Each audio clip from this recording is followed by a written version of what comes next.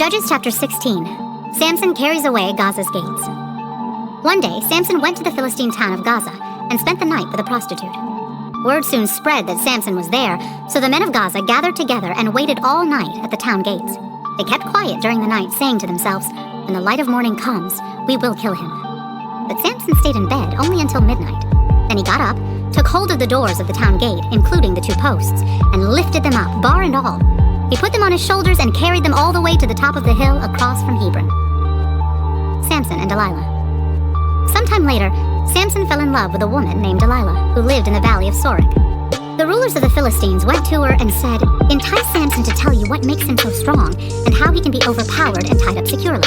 Then each of us will give you 1,100 pieces of silver." So Delilah said to Samson, "Please tell me what makes you so strong and what it would take to tie you up securely." Samson replied, "If I were tied up with 7 new bowstrings that have not yet been dried, I would become as weak as anyone else." So the Philistine rulers brought Delilah 7 new bowstrings, and she tied Samson up with them. She had hidden some men in one of the inner rooms of her house, and she cried out, "Samson, the Philistines have come to capture you." But Samson snapped the bowstrings as a piece of string snaps when it is burned by a fire. So the secret of his strength was not discovered. Afterward, Delilah said to him, "You've been making fun of me and telling me lies. Now please tell me how you can be tied up securely." Samson replied, "If I were tied up with brand new ropes that had never been used, I would become as weak as anyone else." So Delilah took new ropes and tied him up with them. The men were hiding in the inner room as before, and again Delilah cried out, "Samson, the Philistines have come to capture you." But again, Samson snapped the ropes from his arms as if they were thread. Then Delilah said, "You've been making fun of me and telling me lies. Now tell me how you can be tied up securely." Samson replied, "If you were to weave the 7 braids of my hair into the fabric on your loom and tighten it with the loom shuttle, I would become as weak as anyone else." So while he slept, Delilah wove the 7 braids of his hair into the fabric. Then she tightened it with the loom shuttle. Again she cried out, "Samson, the Philistines have come to capture you." Samson woke up, pulled back the loom shuttle, and yanked his hair away from the loom and the fabric.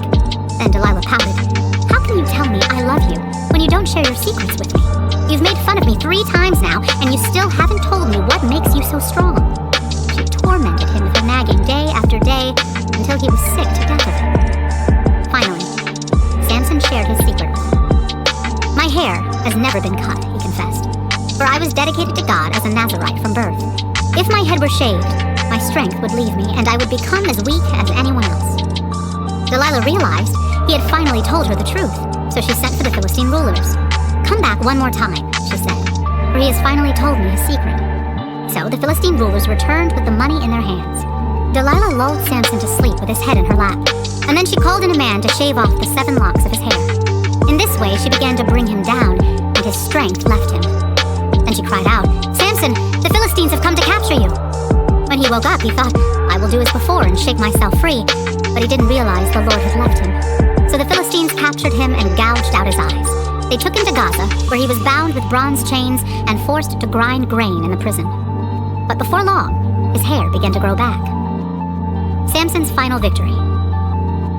The Philistine rulers held a great festival, offering sacrifices and praising their god Dagon. They said, "Our God has given us victory over our enemy Samson."